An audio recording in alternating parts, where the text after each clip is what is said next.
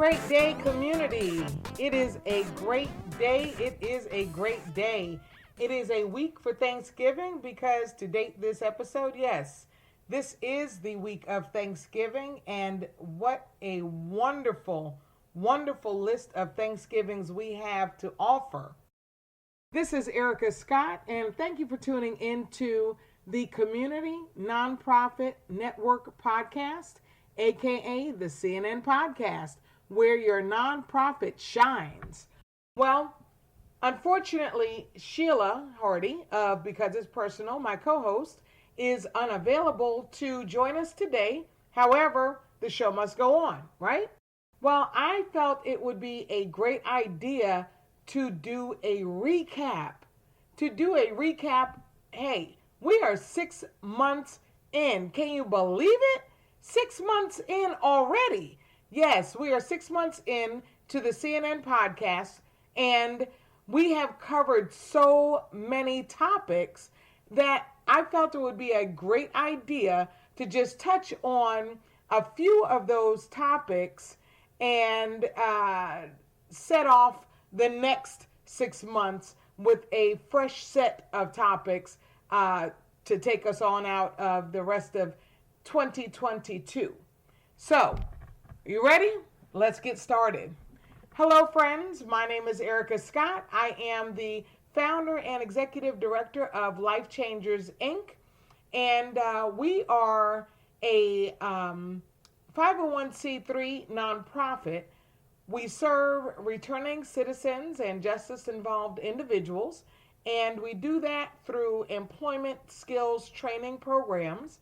You can find us at LifeChangersInc.org, and you can find our programs branded Lit Academy at StayLitAcademy.org. We appreciate all kind of support, all kind of help, volunteers. We have an awesome internship program, and we accept community service workers. So if you're ready to chip in and be that agent of social change, we are more than welcome to speak with you about how you can make that contribution. So now let's get on with our topics. We are going to cover, first and foremost, my baby. As a person who is really big on customer service and making sure that that is the first and foremost delivered top-notch customer service. So that even if it's not a customer where someone is actually paying money, but just to interact with you, communications. So now, in an episode, and I this is on the fly, so I don't have episode numbers, but if you go back probably around episode number 10, how to effectively communicate for your nonprofit. And we discussed a few key things like returning phone calls. Do what you say you're going to do. So sticking with that, and especially when you start getting big, you start getting busy, you start networking, and you're taking on oftentimes more than you can handle, the growth is great. However, you may not have systems in place to handle them. So I always suggest that you learn certain technologies that could help with just that. First and foremost, utilize voicemail. Yes, that age-old thing that many of us don't want to even bother checking, so we answer all of our phone calls as they come in, and that sometimes leaves things to fall by the wayside because you don't take notes of the calls you're on, you forget to get back to people, so forth and so on. Voicemail, set up your voicemail. Let people know if you're out of pocket, let people know, hey, this may be a better time to contact me. I will do my best to get to you if you leave a voicemail, but feel free to call back next week or the week of, and you name a date. I got this idea. I was reminded of this technique when I called a computer repair shop that I wanted to drop my laptop off at. And they said, okay, well, we're out for the week of Thanksgiving. We'll be back the following Monday. You can leave a message. We'll get back to you as soon as possible, or you can wait till then to call. Awesome. Because guess what? I left a message, but I'm still going to call back on Monday to say, hey, did you get my message I left last Monday? But that's a great way to let people know, for one, I'm not going to call you back because I'm not available. It's not to be rude, it's to be informative. Let your people know what kind of schedule you have. Another great tool for communication is email. Now, personally, yes, I stay plugged into email several times during the day.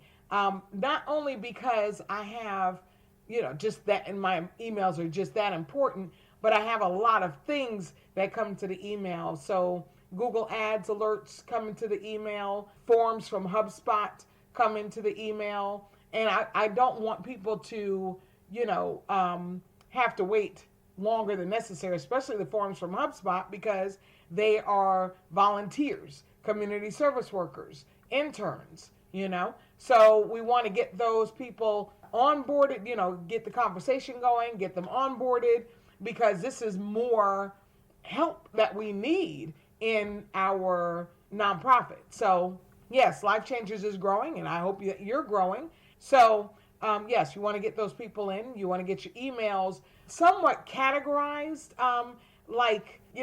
okay, do you really need to talk to that other person if it's not for business? And this is how I categorize, prioritize, however you want to put it.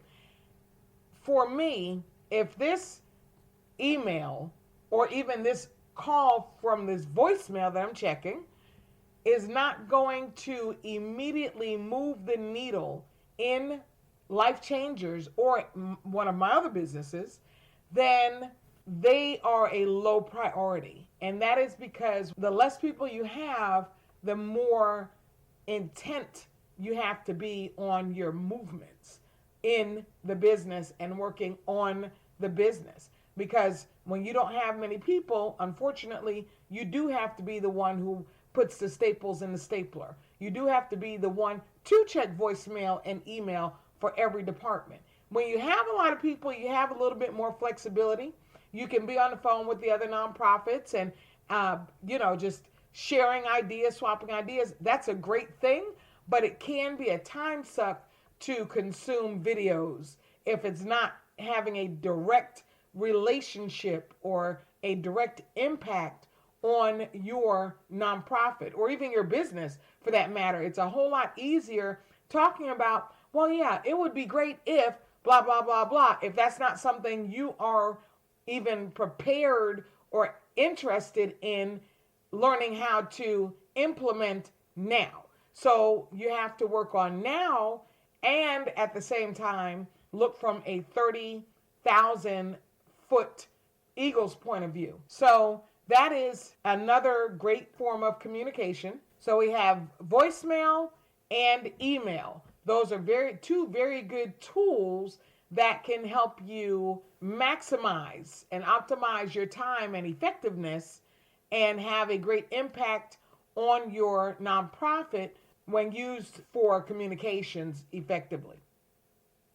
Another thing we spoke about was networking, how to network effectively for your nonprofit. In that episode, Sheila discussed how she handled in-person networking, and that was one thing that I don't do anymore, but I have done in the past. She has done it recently for the nonprofit, and basically it is first starting off with how do you choose which networking events to go to?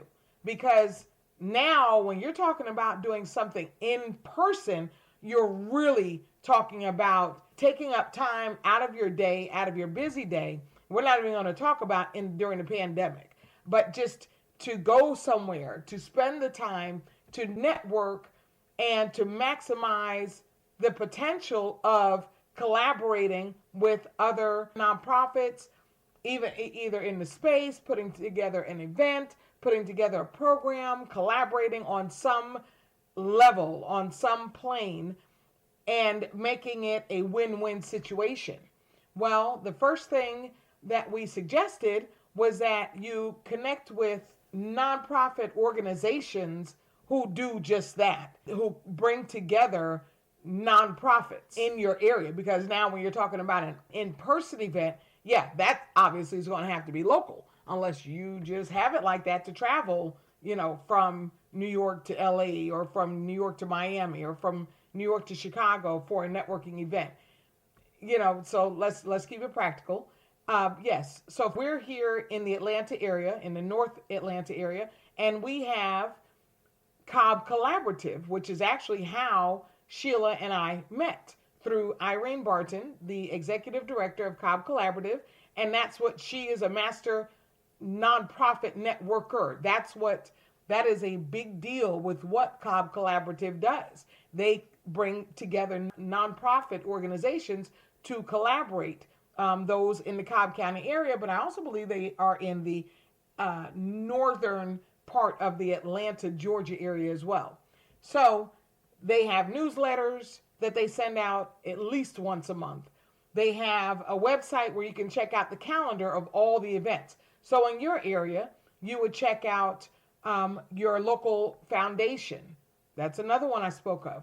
Here, I belong to Cobb Community Foundation, and this is a nationwide, it's not like a franchise, but every major community that I know of has one. So even if you're on the West Coast, you should be able to find a Los Angeles Community Foundation. Find something in your area.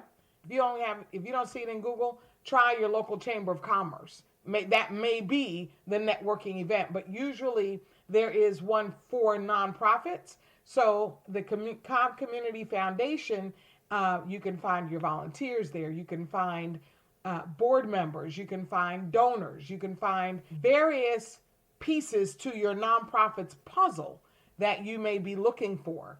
So now that you've found a place that they have a robust calendar with a wide variety of events that you can attend, not just to attend, but that you can see your nonprofit thriving in, that you can see because you've looked through their database of members and what the nonprofits do, how new are they, how old are they, how active are they in the community, are they doing things that you can plug into, how many volunteers or employees do they have, how many people maybe attended this same event last year or last month.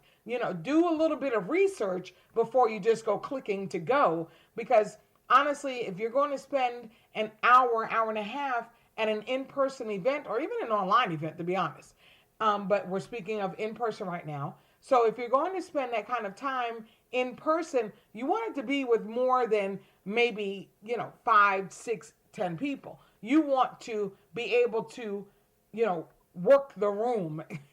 As some people say, work the room. And that is, okay, there may be a cluster of animal shelters, nonprofits over here.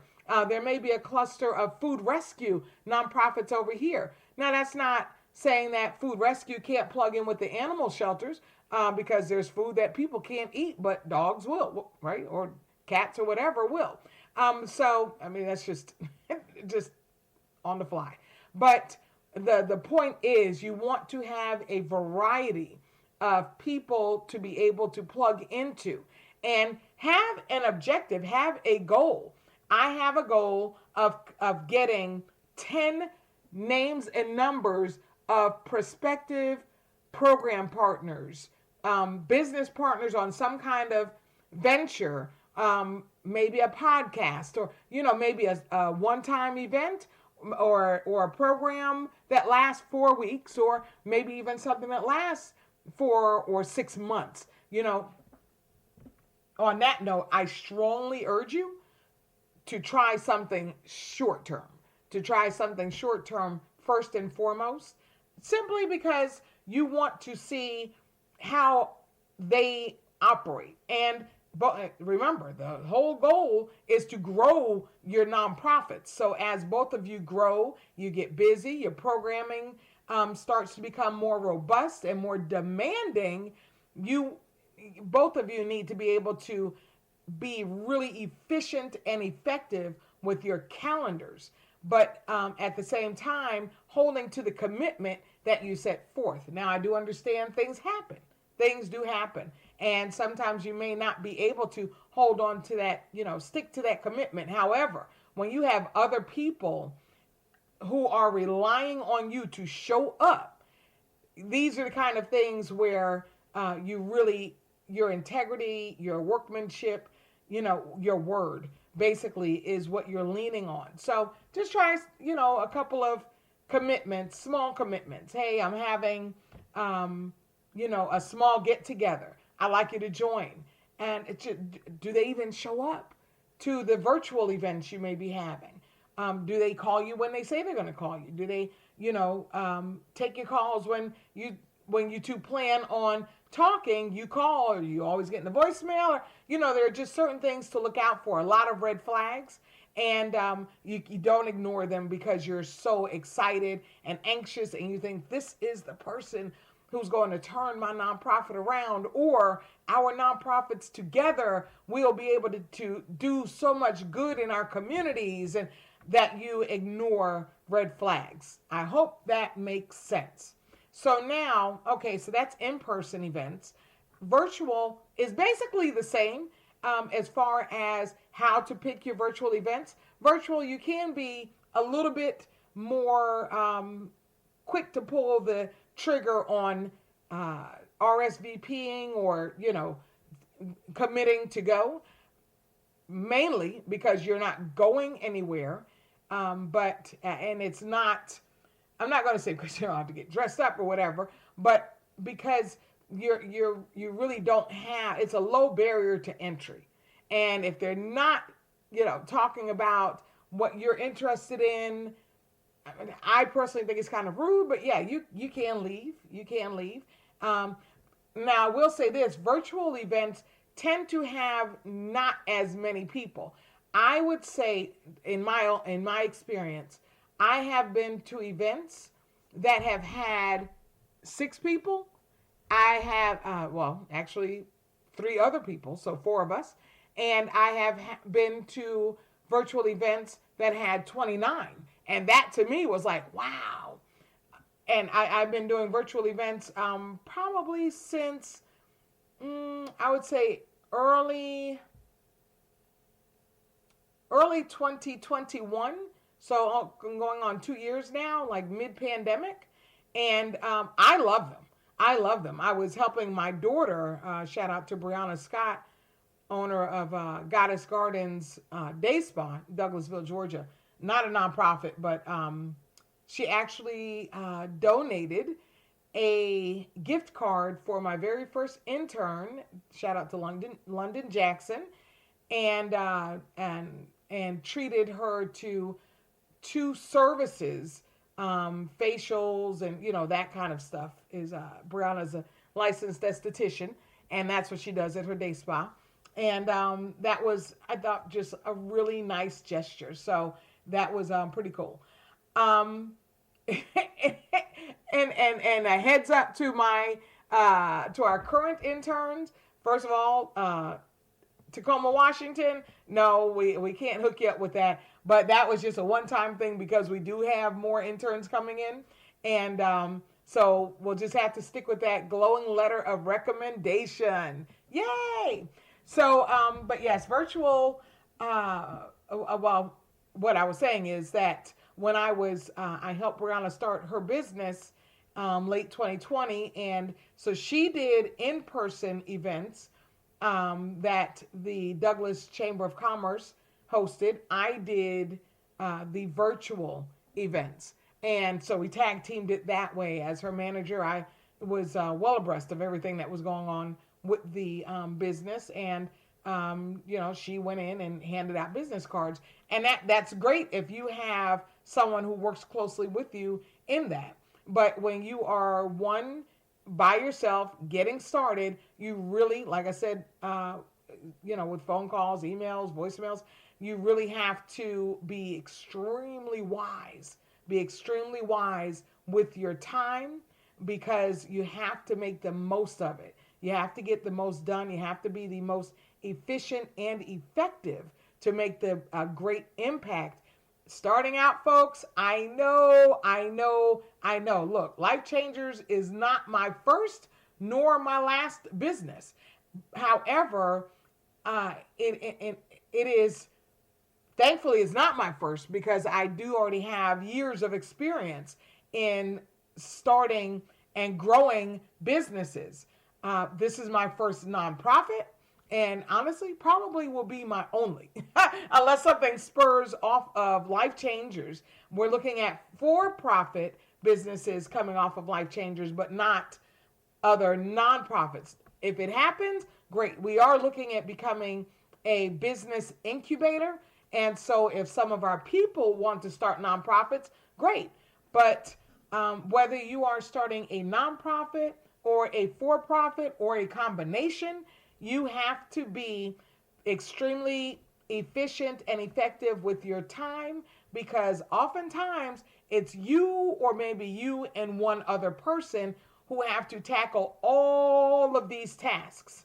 And especially if you're new to business, period, to starting, founding, a business from scratch, it can be a daunting task to just learn what you need to know. And that's what I really think this episode is going to be helpful in getting those first things first, those principles, those to-dos in some kind of order for you. So I really hope this is helpful and valuable to you. I would love to hear. I would love to hear how this may have helped. And I definitely, look, I am not a fool that I despise correction and input, feedback. Join us, chat with us on the post on our website, thecnnpodcast.com. Let us know what you would add to this or any other episode. Go back, listen to all of them. This is episode 29. And like I said, we're about halfway through, a little over halfway through a year of podcasts. And I just thought it would be a really good recap to go back, just touch on some of the previous podcast episodes in case you haven't listened to them. You may be brand new. Thank you for joining. But hopefully now this does, okay, well, they talked about that. Let me go back and find that episode. And again, you can find every episode on thecnnpodcast.com. So now, so we've gone over communication with voicemail and email and using those effectively. I would say, video chatting is like a new norm, right? And this is for not just for events, but just to have a conversation. And that's fine. That's fine. I think it's awesome. Even if you like to take notes, I personally think it is awesome to jump on something like Skype, or even like I think Google Meet now has a way that you can record them. Zoom, of course, if you have an account, you can record them. But I think it's really a good idea if the other person agrees. I mean, you're jumping on a video chat, you might as well get a recording of it so that you can review it. Because even taking notes, it's hard to be engaged and take good notes of everything. I mean, that's why meetings have secretaries. A lot of times those secretaries are not engaged in the meeting unless it's like a board meeting. They're the first ones to speak, going over the last meeting's minutes, right? So, but that's because they are all ears and taking notes. Well, when you record your video chat, you can go back and listen to the call, and I'm pretty sure you will get some things that you did not hear the first time. And that's fine. You were engaged in the call, but there are things that you may need to know, like how many people did they say they have working with them, or where did they say their last event was, or what did they say their URL is, and where did they say they're out of, time zone. What time zone? That for me, oh my word. That is like I had to learn that the hard way between community service, because we take community service, virtual community service from everywhere in the country. And so It's like, oh, I don't know that area code. Wait a minute. But, with cell phones, they can have a, uh, I'm here in Atlanta, so they can have a 470 area code, but have taken that same phone number, and now they live in Phoenix, Arizona. So you have to catch on to certain things, and that is definitely one I had to learn.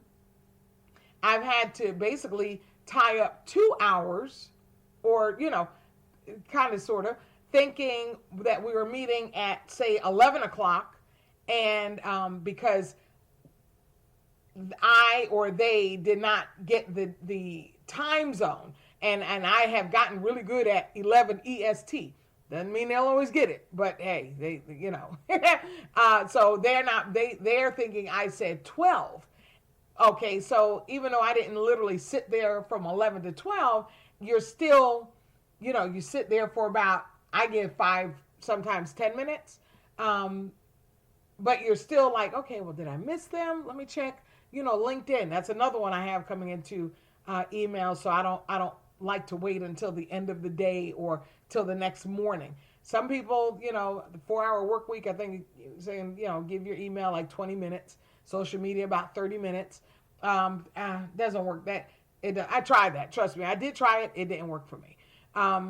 But that is, time zones. These are all things that you really need to pay attention to. You have to have a good attention to detail, a good eye and a good ear to detail, so that you catch things like, yeah, I'm in Phoenix, or yes, I'll be out of the office. Well, yeah, we're going on a week vacation, first week of November.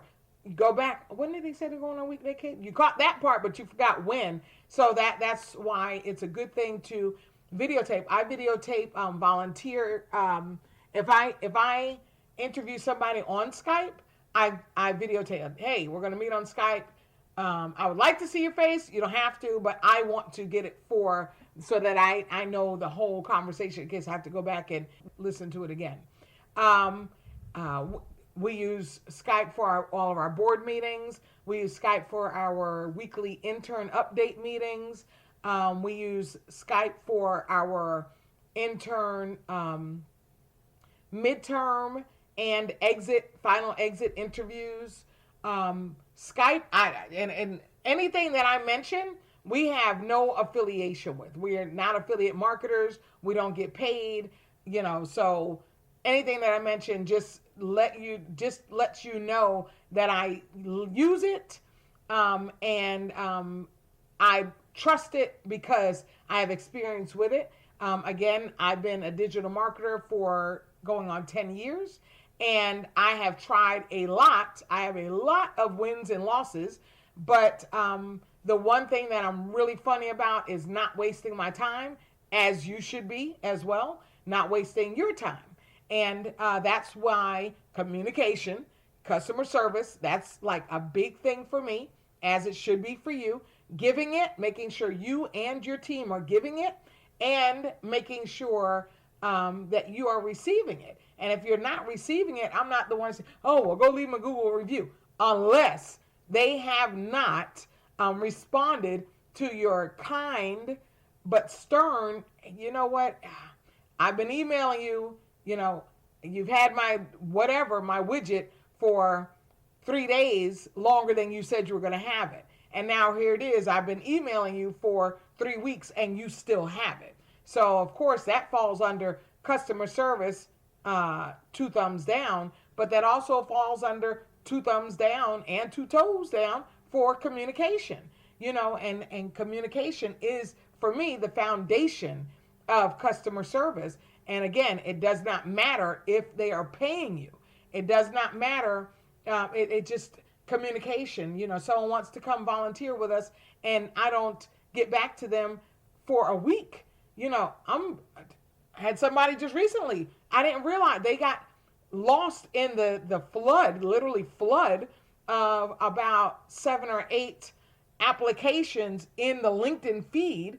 I didn't see it come through LinkedIn as a new application. So, thankfully, LinkedIn said, a reminder, this person, I'm like, where were they? What happened? I didn't get I went back, still don't see the email. But that's, so the same way I wouldn't like that, I jump on. I mean, you're talking about volunteers and interns. It's not just like, oh, free labor. I love to bless people with what I know.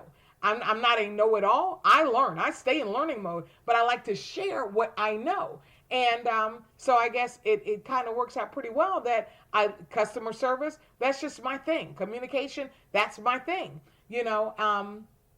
And again, picking these events, effectively communicate. Another thing we talked about with events was knowing your elevator pitch. What's that 30-second pitch when someone says, hey, I'm so-and-so, and they give you their elevator pitch? What is yours? What is yours? An elevator pitch it can easily be a combination of your mission statement and your value statement combined with your vision statement, which all three of those should be on your website anyway. So, and those can change. They are evolving. They are, breathing things. As you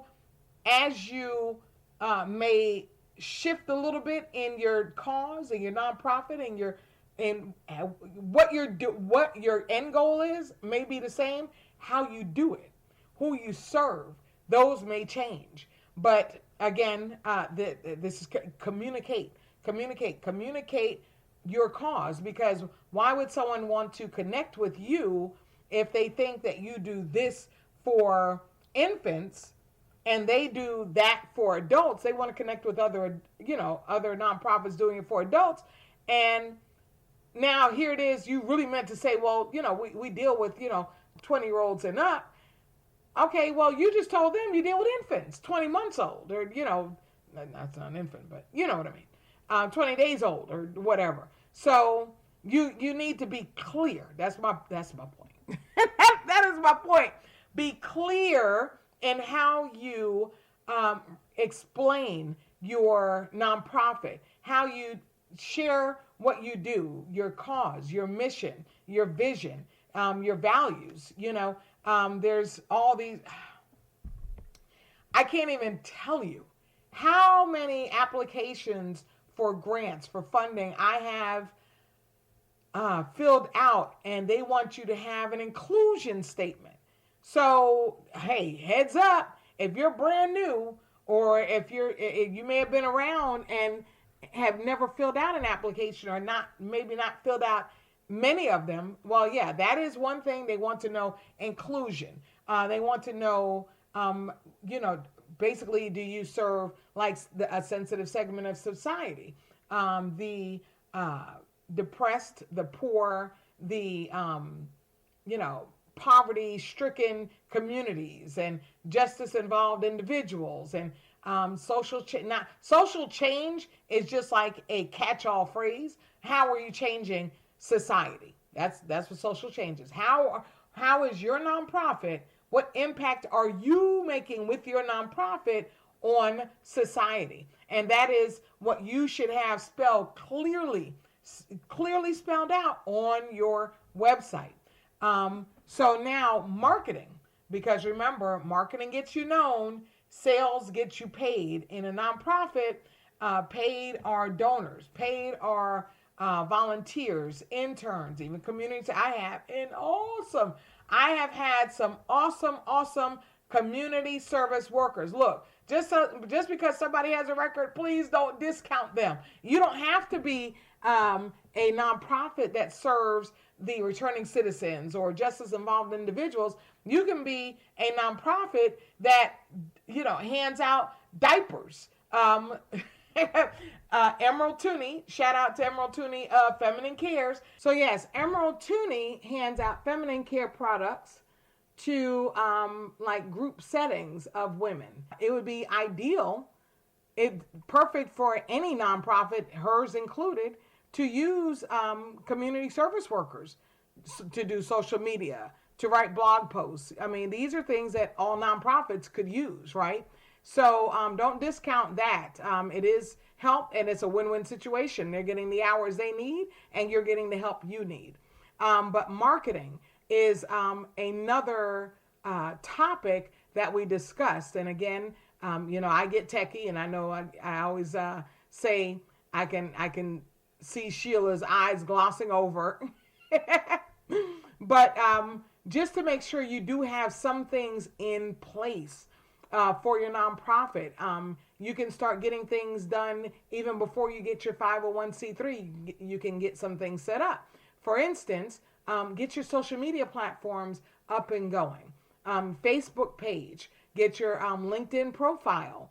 You don't need your 501c3 just to get those up. LinkedIn has a company page just like Facebook has a business page. So on Facebook, in order to get the donate button, and this is what I learned, in order to get the donate button on your page, yes, you will have to have your 501c3, but you will also have to have a physical address.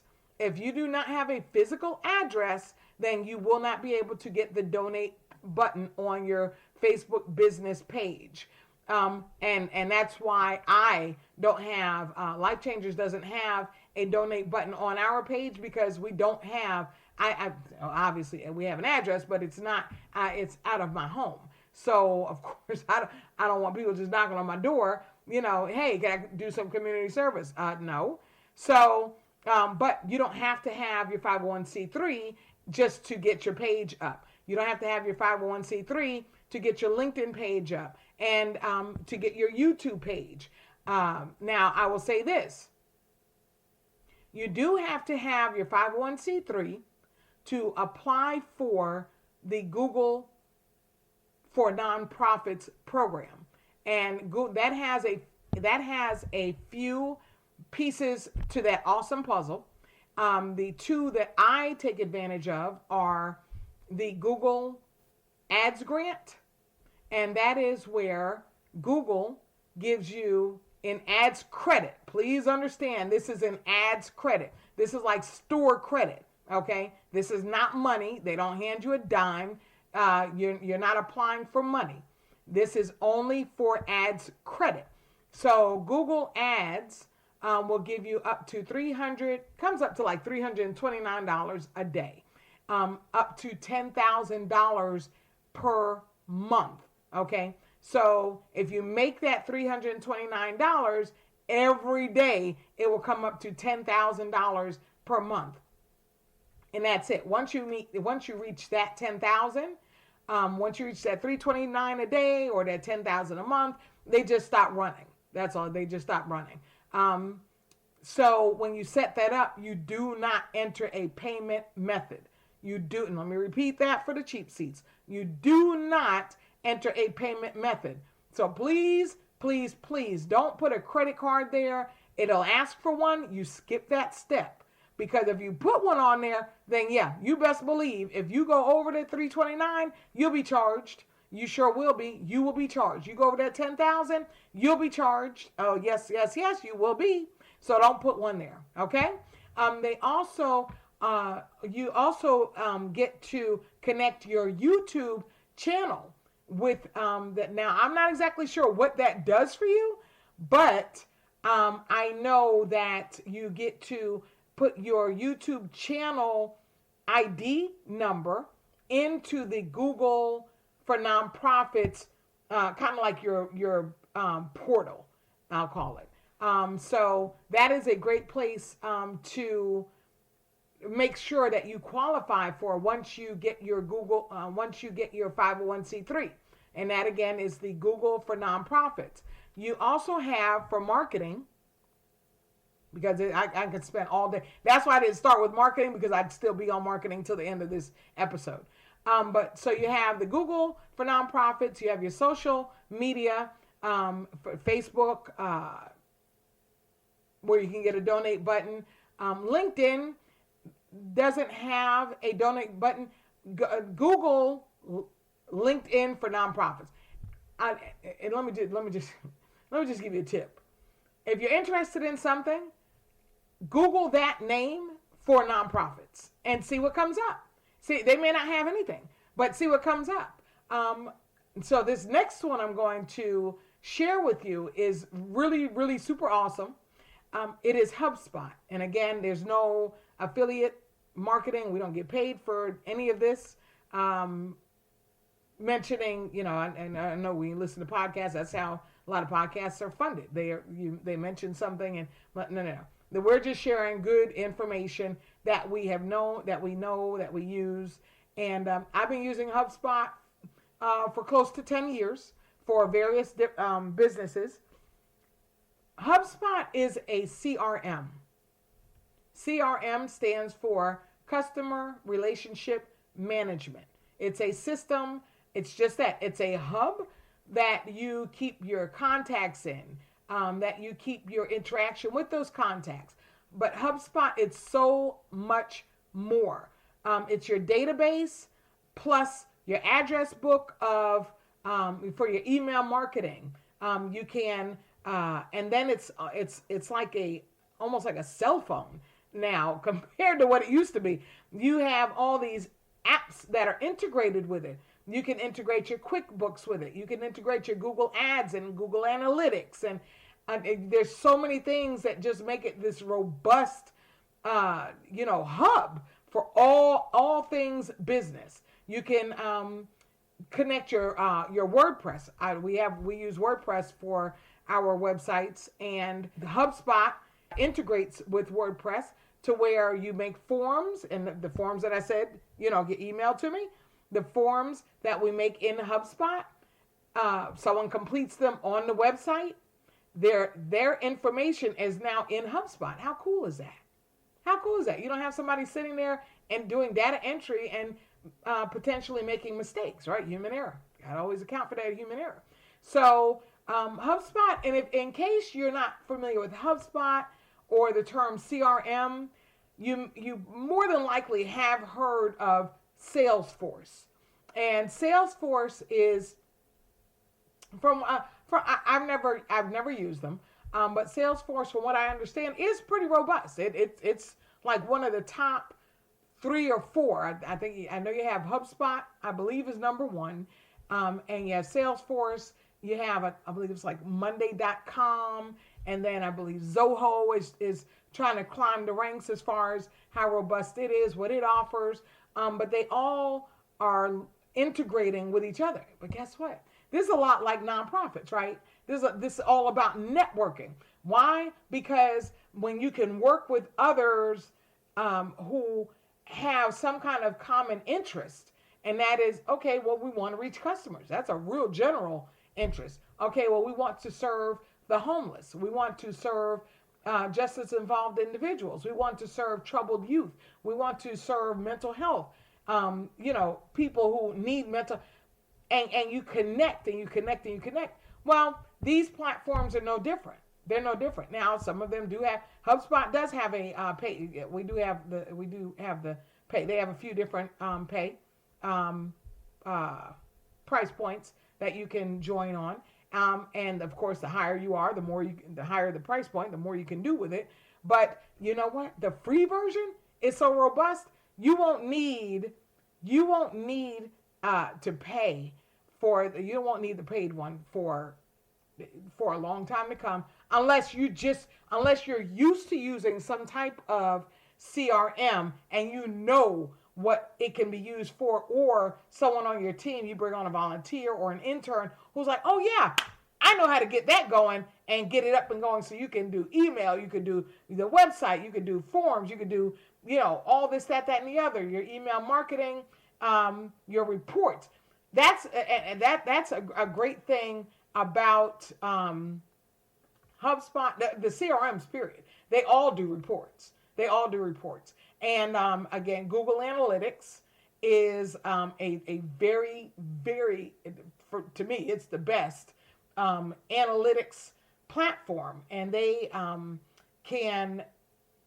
Google Analytics monitors and reports on your online presence. So whatever you plug in there, your website, your social media, your email marketing, whatever you plug into there, it tracks performance. What pages on your website are visitors going to? Where are your visitors falling off? That's a red flag. That might be a point where maybe a link is broken, or maybe the page, is 404, meaning 404 page not found, or there's just nothing else for them to go to from there. Every page should have something else that they can do. And the more you grow your programs and your services, the more you do, the longer you're in your nonprofit. Trust me, please do not get anxious or feel rushed to get this big, robust, impactful nonprofit up and going in your first week, your first month, maybe not even your first year. It's a growing, it's going to take on a life of its own, but you still have to nurture it and feed it. And guess what? That means you have to learn. You don't know what you don't know until you need to know it, right? So you have to learn. You have to stay in learning mode in order to know what to even tell your people to do. You don't know what you need help with until you know what needs to be done. But don't stress yourself, and get down and out. Please don't get into that comparison thing with, okay, well, ABC started theirs 2 months after me, and look at what they're, don't do it. Please don't do it. Don't do it. That's no different in life. I never suggest anybody compare themselves to anybody except you yesterday. That's the only comparison. Compare yourself to you. Are you doing better than you were yesterday? Have you learned, or are you learning more? Do you know more today than yesterday?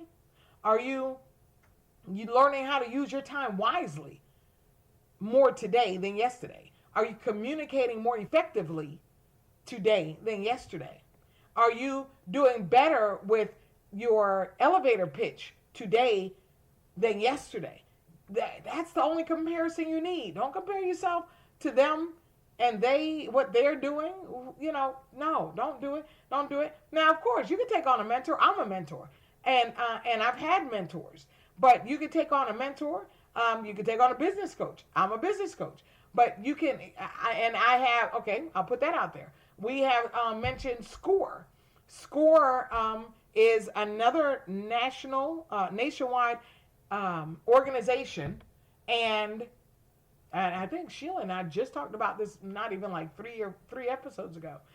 SCORE is actually how I met Emerald Tooney of Feminine Cares, who I just shouted out to. And that is a SCORE gives 3 free coaching sessions, and then you're more than welcome to continue on a paid program. But they're awesome. They're awesome for profit and nonprofit. And I contacted SCORE because I'm new. Like I said, LifeChangers is the first nonprofit I've dealt with. I come from years in online businesses and 17 years in the trucking industry, owning a trucking company. So I know for profit, but I've never done nonprofit. So I contacted SCORE and asked Roger, well, hey, I know this, that, and the other about business, but what am I missing about nonprofit? Well, long story short, he asked if I wanted to be a mentor with SCORE. And I said, no, I'm really a little too busy for that, but he still sends me his nonprofit mentees. And that's how I met Emerald. And, great relationship. And again, just one of those, type of conversations where I love to give. I give. And some people say, well, don't you think you give away? Nope. Because what God has for me is for me. You can't take it away. So I give. And as a result, I get. I get,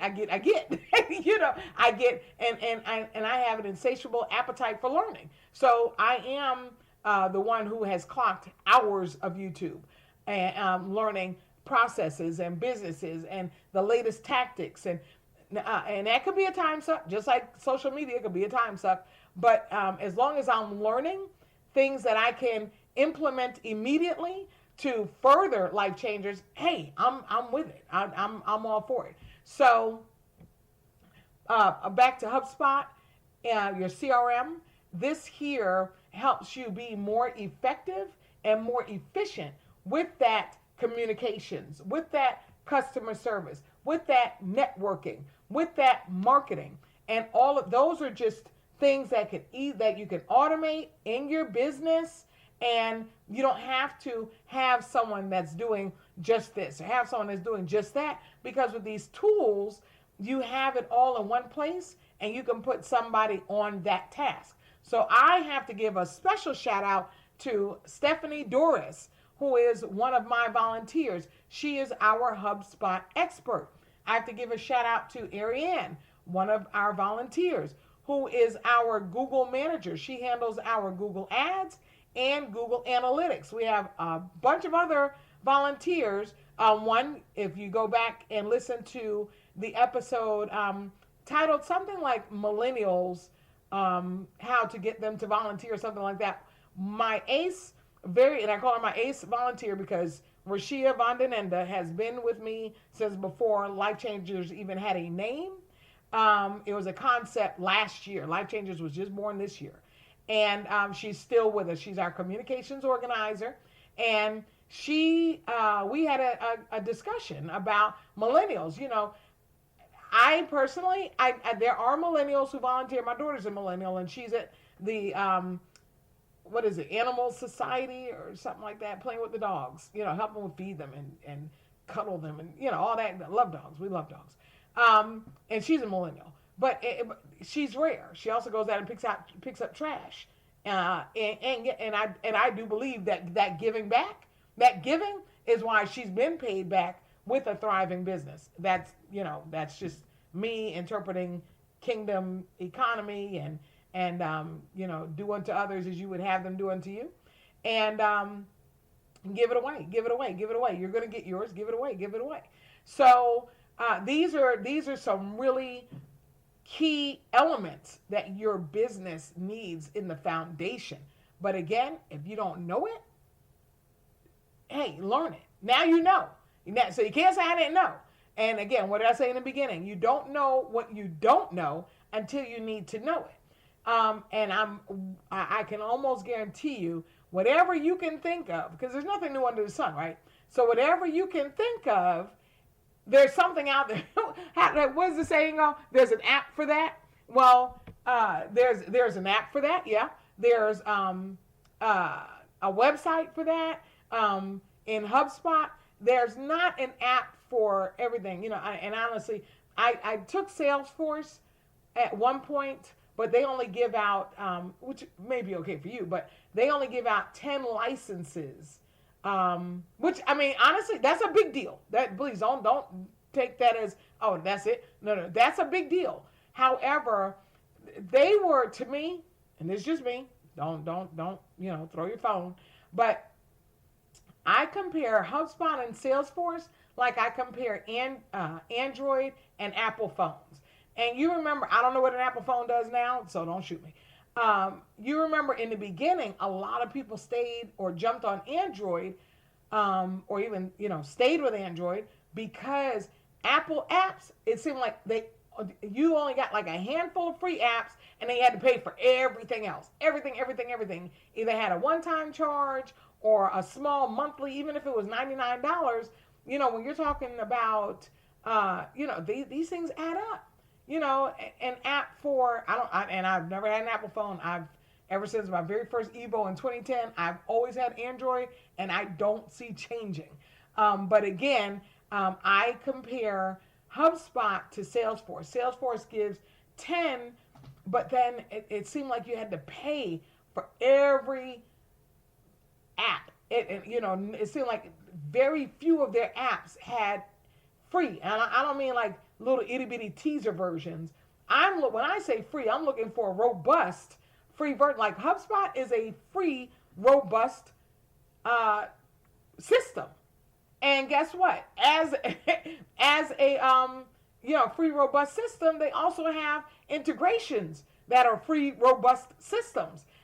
Yes, well, you need to do more. You're going to pay more, but the free version is so robust. You don't need that paid version right now, and so, the CNN podcast, we are dedicated to bringing you free and very low cost, but always free versions of resources. Visit us on Facebook.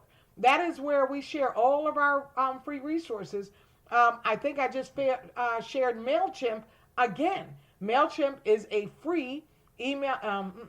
Let me correct myself. MailChimp has a free, very robust, free version. And I've started every business I started with MailChimp. It is MailChimp is an email service provider, an ESP, email service provider. And that is where you're able to send out mass emails, email marketing. And don't forget, email marketing provides the highest ROI. ROI is return on investment, return on investment in time and in money and in effort.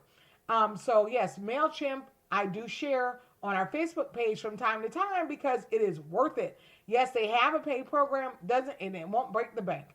But the robust alone allows you, I believe it still allows you to send out up to 2,000 emails each month. Think about it. How many emails do you actually have right now in your spreadsheet or wherever you're in your cell phone, wherever you're keeping your emails? So 2,000 emails. If you have 200 email addresses, you can send each of those 10 emails for the month. Okay, now think about that. If you're sending out a weekly newsletter, you're still not hitting.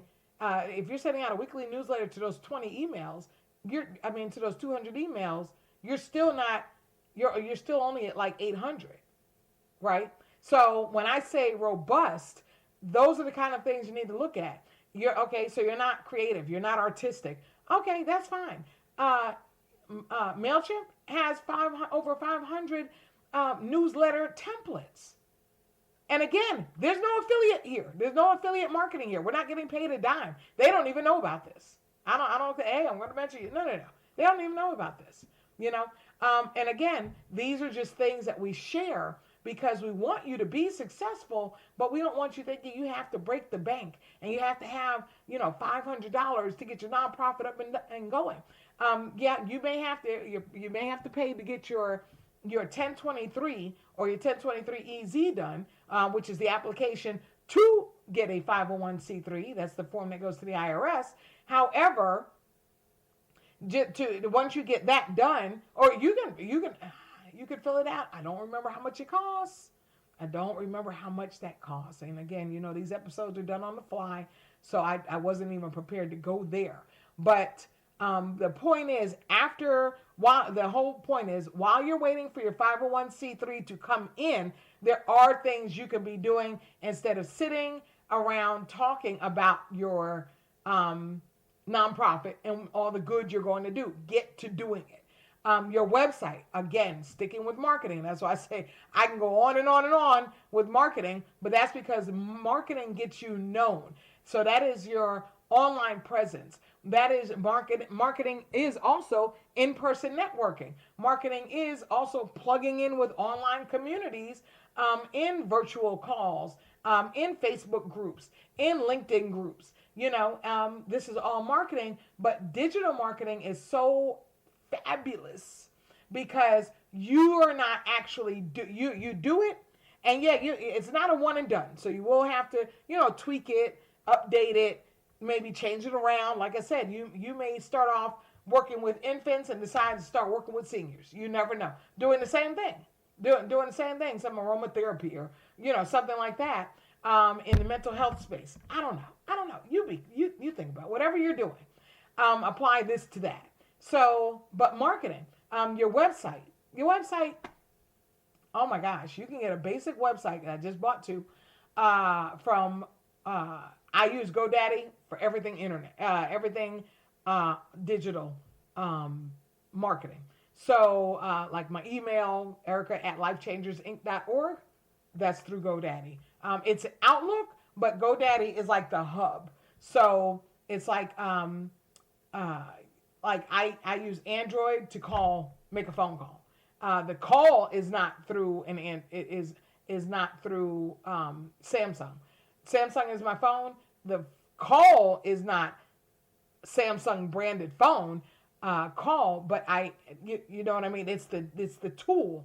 It's the device that I'm using. So GoDaddy is like the device I use to, they're the hosting, that's what they're called, a hosting platform. But GoDaddy is more than just websites. They're email marketing, they're various things. That's where I get all of my domains, so I get my domain there. I have my email marketing there, and I get my hosting. They have managed WordPress hosting. 108, I think it's $108. It's like a little over $100 for the year. Can't beat it for the year. Email, dirt cheap. Again, not an affiliate. Just letting you know what I've been using. I started using GoDaddy back in the late 1990s, like 99. And I can't tell you, I don't know how many URLs I've bought.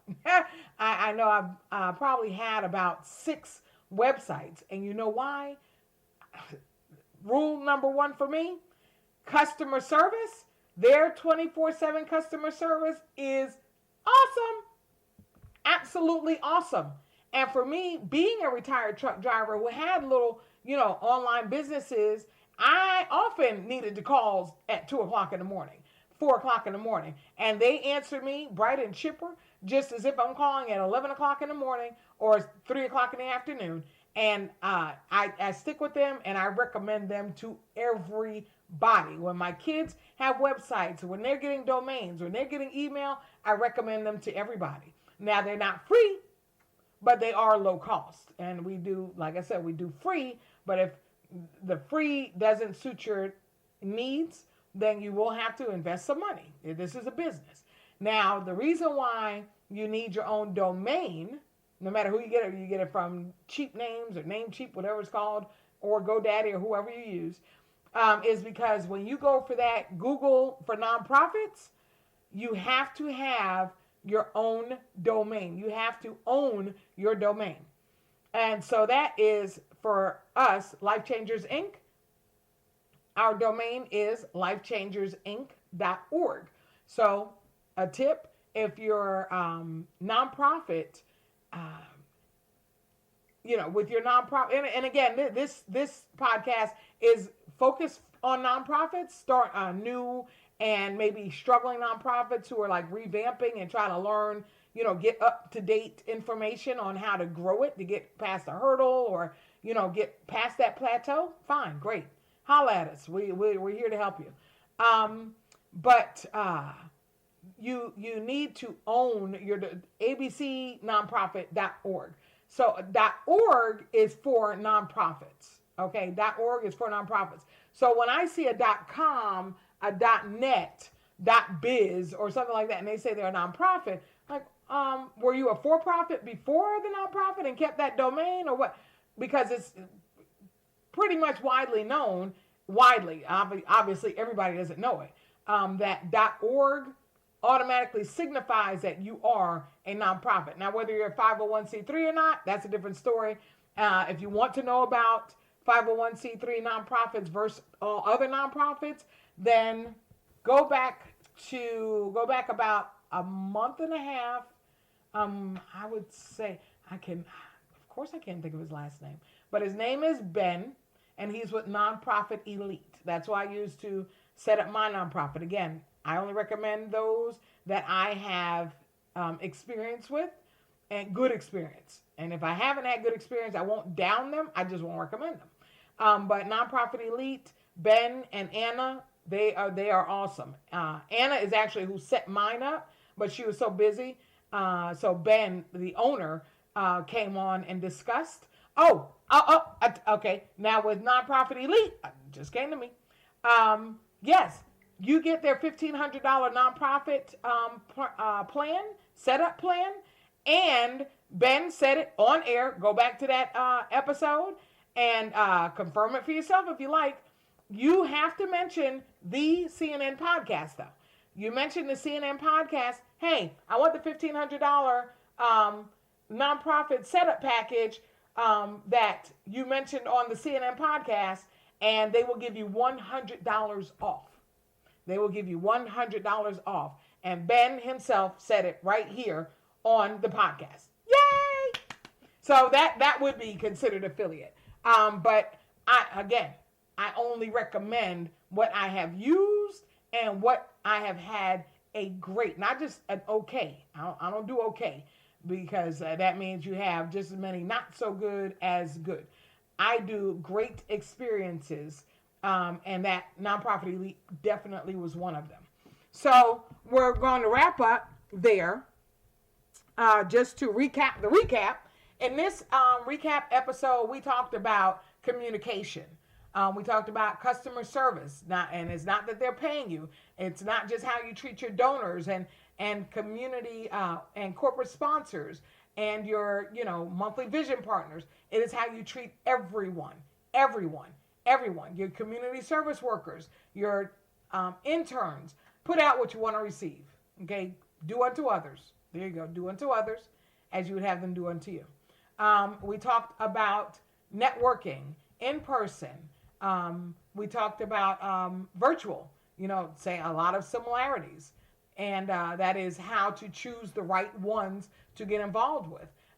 Keep your word. If you say you're going to do something, you do it, and vice versa. If they say they're going to do something, you set your standard as far as what you will and will not tolerate, and do not go against your own word. I have a 3 strikes rule, and if you say you're going to do something, and the 3rd time it comes around, you don't have a 4th chance. And honestly, 3 is the max. Sometimes it's only 2. When you're dealing with like financials, that's only a 2 strike deal. You don't get a 3rd. Because that is a very, touchy. That's a sensitive area of any business. And then marketing. Of course, we talked about your social media marketing. Just pick 2. I as a business coach, I always recommend, no matter nonprofit, for-profit, whoever, I always recommend just pick 2 that you can manage. Pick 2 where your people are. If you're just that, that stellar superstar social media marketer, you can get your social media done and your email marketing, your website, your networking, all of that done, then okay, go for it. The CNN podcast, we use Facebook and we use Twitter, and we have a YouTube channel. We have LifeChangers, my nonprofit.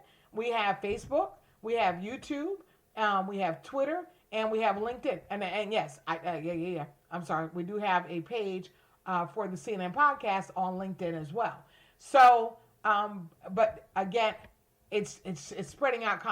I'm not, just to be clear, I'm not recreating or creating new content for each platform. I'm taking the same post over here from Facebook and taking it over to LinkedIn. I may switch up some wording, some hashtags or whatever, but it's basically the same. Okay. The CNN podcast, it's on our website.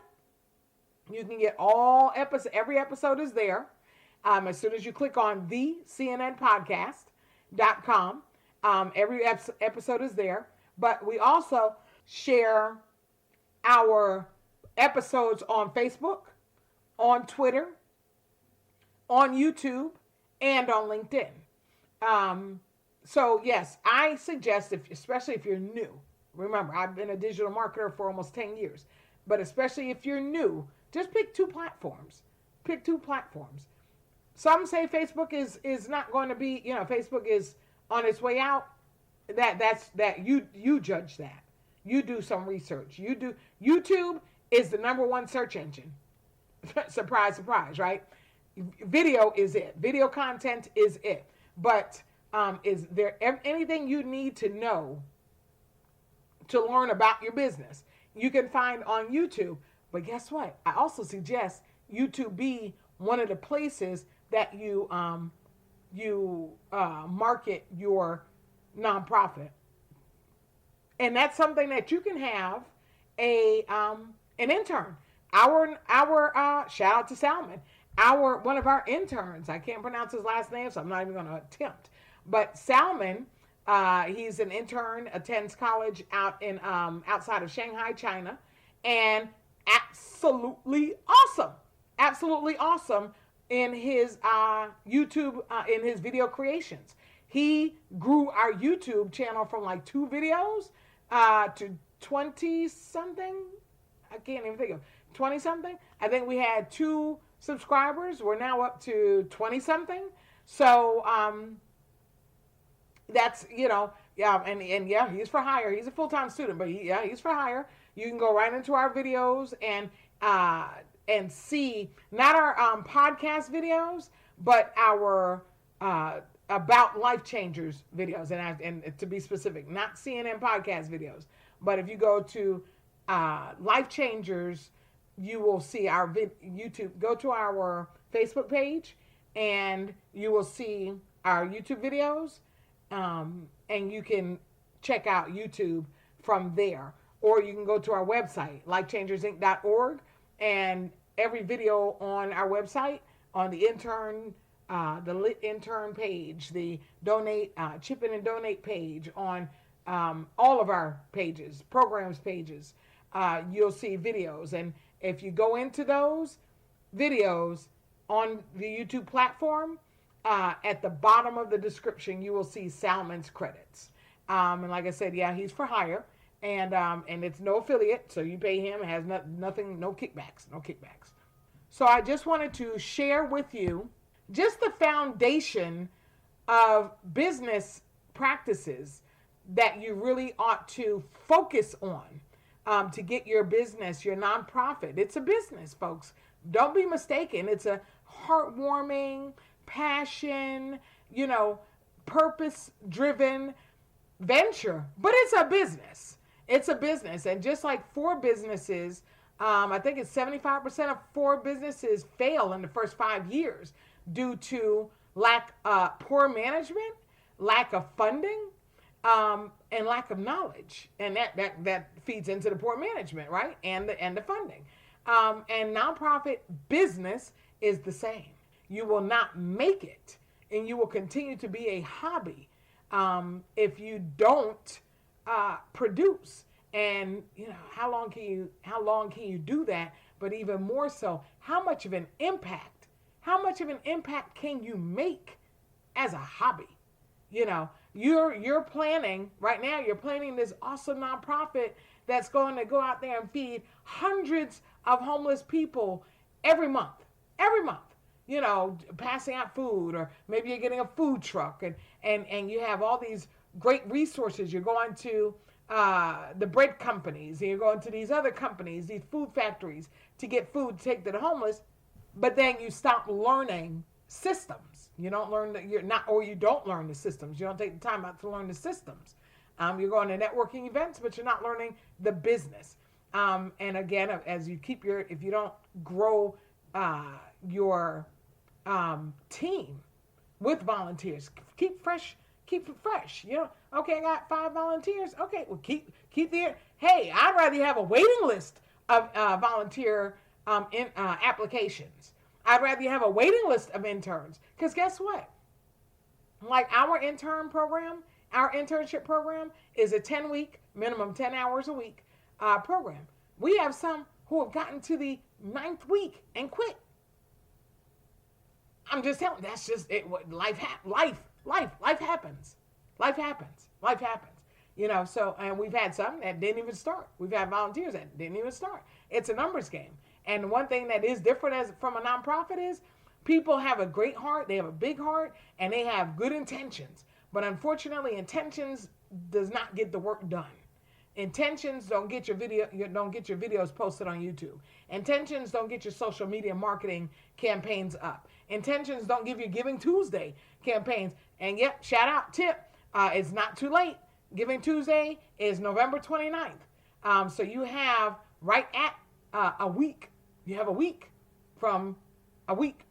This is Tuesday. You have a week. Get your Giving Tuesday out campaign. You can get one out. And something is better than nothing. Something is better than nothing. So again, I thank you for tuning in. As always, we look forward to hearing from you, your impact. We like to hear your input, your feedback, comments, questions. Do you have questions? Every post on our website, go to thecnnpodcast.com. And under every post, you are given the opportunity to leave a question, to leave a comment. And we love to hear what you're working on. We love to hear your growth. We want to hear about your progress, your wins, your losses, your warnings, your red alerts. Oh, don't do that. Don't do that. Or I tried this, and I used 3 strikes and you're out, rule 2, and it didn't work on the 3rd time. So, yeah, please, we love to hear from you. And if you are interested in advertising, or someone who is interested in advertising with us, great. We will shout you out on the podcast, and or we will list you on our website, the CNN Podcast. So go to the website and click the Advertise tab, fill out your company information, and we will contact you. And the same goes for future guests. It does not cost to be on the podcast.